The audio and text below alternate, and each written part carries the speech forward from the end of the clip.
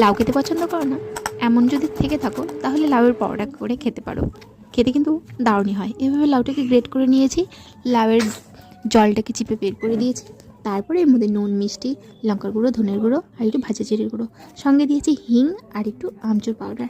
এভাবে মানে লাউটাকে মেখে রেখেছি। মেখে রাখার পর ওই পাত্রেই আমি নিয়ে নেবো ময়দা, বেসন, একটু নুন আর সাদা তেল, এভাবে মেখে নেব। তার মধ্যে একটু পেঁয়াজ কুচিও দিয়ে নিয়েছি, একটার হাফ দিয়েছি অবশ্য।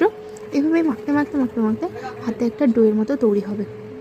তাহলে বুঝে নেব এই ময়দাটা ময়মদা হয়ে গেছে। তারপরে এই যে লাউটা যে মিশ্রণ করে রেখেছিলাম সেটা দিয়ে মেখে নিলাম, মেখে নিয়ে এভাবে রেস্টে রেখে দেবো। এরপরে লাউয়ের সঙ্গে খাওয়ার জন্য একটা বেগুনের সবজি করবো। বেগুনটা অনেক দিন ধরে ছিল, তাই বেগুনের সবজিটা করে নেবো। বেগুনটা এভাবে তেলে ভেজে নিয়েছি, তেলে ভেজে নেওয়ার পরে এদিকে মশলা করে নিয়েছি, পেঁয়াজ, তারপরে চারমগজ, একটু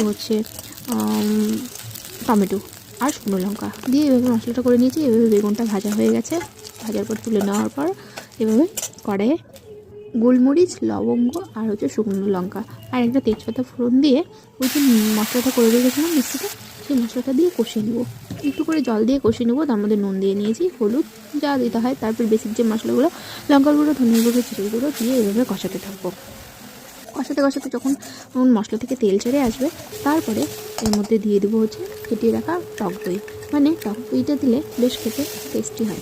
এভাবে টক দইটা দিয়ে আরও কিছুক্ষণ নেড়ে ছেড়ে দিয়ে দেবো এর মধ্যে গরম জল। মানে জলটা গরম করা হয়ে গেলে, জলটা গরম জল দিলে বেশ ভালো হয়। এইভাবে গরম জল দিয়ে নিলাম। গরম জলটা ফুটে এলে তারপর এই মশলাটা হয়ে গেছে, তারপর গরম জল দিয়ে ফুটিয়ে এলে তারপরে বেগুনটা দিয়ে দেবো। বেগুনটা দিয়ে কিছুক্ষণ রেখেই নামানোর আগ দিয়ে একটু কসুরি মেথি আর একটু গরম মশলা দিয়ে নামিয়ে নেব। খেতে যে কী যে সুন্দর, আমি ফার্স্ট টাইম করেছি, তোমরা এইভাবে একদিন করে দেখো, বেশ ভালো লাগবে খেতে, সত্যিই সুন্দর খেতে, মানে লাজবাব, দারুণই খেতে। তারপরে ওইদিকে এই যে হয়ে গেল আমার, তারপর ওইদিকে পরোটাটা আমি ডো করে রেখেছিলাম, বেলে নিয়ে এবার সেঁকে নিচ্ছি। আমি একদমই কম তেলে পরোটা ভাজি, মানে আমার তেল বেশি চ্যাপচ্যাপে আমার ভালো লাগে না। তো এই যে সেঁকে নিয়েছি, একটু বাটারটা দিয়ে নেব, দেওয়ার পরে নামিয়ে নিয়ে পরিবেশন করার পালা। তোমরা কে কী খেয়েছো কমেন্টে অবশ্যই আমাকে জানিও, যে লাউয়ের পরোটা তোমরা কে কীভাবে করো আর কে কীভাবে কী দিয়ে খাও। আমার কাছে সত্যি অপশান বলতে আচার, আমার পরোটা বেসিক্যালি যে কোনো পরোটায় আচার দিয়ে খেতে ভালো লাগে, কিন্তু যেহেতু বেগুনটা পড়েছিল তাই ভাবলাম চলো বেগুনের সবজিটা করে নিই, তো ওটা দিয়ে খাওয়া হবে আজকে সন্ধ্যেটা, সব এটা দিয়ে জমে যাবে।